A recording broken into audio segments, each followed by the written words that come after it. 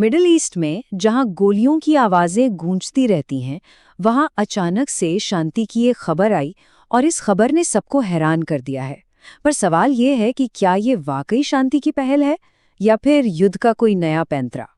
तो ये चौंकाने वाली खबर आई है ईरान से, एक ऐसा देश जो बदले की आग में जल रहा है। तो क्या ईरान के नए लीडर मुस्तफा खामेनी अचानक शांति की बात करने लगे, या फिर ये इजराइल का कोई नया गेम है? चलिए सबसे पहले उस खबर की या कहीं की उस अफवाह की बात करते हैं जिसने पूरी दुनिया के डिप्लोमेटिक सर्कल्स में एक तरह से तूफान ला दिया है। तो हुआ ये कि जंग को 25 दिन हो चुके थे और तभी एक रिपोर्ट सामने आती है। रिपोर्ट में दावा किया गया कि ईरान के जो नए सुप्रीम लीडर हैं मुस्तफा खामेनी, वो अमेरिका से बात करने को तैयार हैं। अब सोचिए, ये एक ऐसा ट्विस्ट था जिसकी किसी को भी उम्मीद नहीं थी। और बात सिर्फ इतनी ही नहीं थी, इस रिपोर्ट में एक 15 पॉइंट के पीस प्लान का भी जिक्र था। इसमें सीधा सीधा हिसाब था।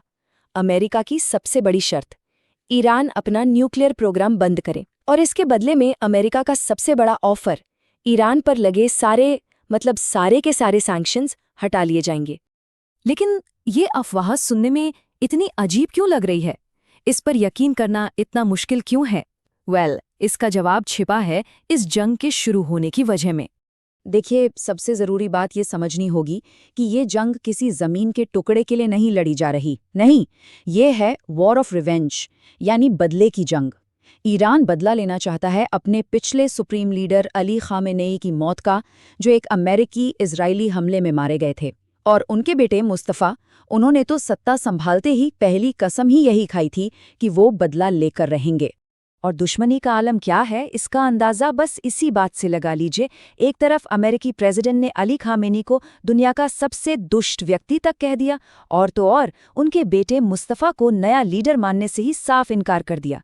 तो जब माहौल इतना ज़्यादा ख़राब हो तो अचानक से ये शांति की बातें कुछ हज़म नहीं होती हैं ना। तो ईरान की लीडरशिप के लिए ये एक बहुत बड़ी दुविधा की स्थिति है।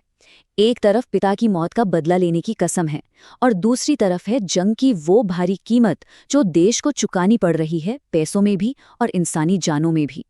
तो अब सवाल ये उठता है कि अगर ये सब इतना अजीब है तो फिर ये खबर आई कहाँ से, किसने इसे शुरू किया? चलिए ज़रा इसके सोर्स को ट्रैक करते हैं। तो सबसे पहले ये किसने कहा कि ईरान का नया लीडर बातचीत के लिए तैयार है? क्योंकि याद रखिए, जब जंग में इन्फॉर्मेशन एक हथियार बन जाए तो उसका सोर्स सबसे ज़्यादा मायने रखता है। इस खबर के फैलने का जो रास्ता है ना, वो काफ़ी दिलचस्प है। स्टेप 1, ये कहानी सबसे पहले छापी एक इजरायली अखबार ने। स्टेप 2, वहाँ से इसे उठाया सऊदी चैनल अल अरबिया ने। और स्टेप 3, बस फिर क्या था, ये खबर पूरी दुनिया में आग की तरह फैल गई। मतलब कहानी की शुरुआत ही एक ऐसे सोर्स से हुई जिसका इस लड़ाई के नतीजे से सीधा सीधा लेना देना है। और ये कॉन्टेक्स्ट समझना बहुत ज़रूरी है। इजरायली अधिकारी, जिनमें खुद प्राइम मिनिस्टर नेतन्याहू शामिल हैं, वो खुल्लम खुल्ला कह चुके हैं कि वो अमेरिका ईरान के बीच कोई डील नहीं चाहते। तो मतलब साफ है, एक ऐसी कहानी फैलाना जिससे ईरान में कन्फ्यूजन पैदा हो, उनके वॉर एफर्ट में फूट पड़े, ये इजराइल के हक में जाता है। तो ये तो हुई अफवाहों की बात। अब जरा शांति की इन खबरों को साइड में रखते हैं और देखते हैं कि जमीन पर यानी ग्राउंड पर असलियत क्या है। तो देखिए, 26वें दिन की रिपोर्ट्स में भले ही ये कहा गया हो कि बड़े हमले कुछ कम हुए हैं, लेकिन इसका ये मतलब बिल्कुल नहीं है कि जंग खत्म होने वाली है। संघर्ष अभी भी जारी है। ये देखिए, कुवैत सिटी के इंटरनेशनल एयरपोर्ट के फ्यूल टैंक पर ड्रोन से हमला हुआ। इराक के अरबिल में एक होटल पर रॉकेट दागे गए जहां अमेरिकी सैनिक ठहरे थे। और उधर इजराइल लगातार लेबनान में हिजबुल्लाह पर और ईरान के अंदर टारगेट्स पर बम बरसा रहा है। वो तो दावा कर रहे हैं कि 3000 ठिकाने तबाह कर दिए हैं। तो ये तस्वीरें शांति की खबरों से तो बिल्कुल मेल नहीं खाती।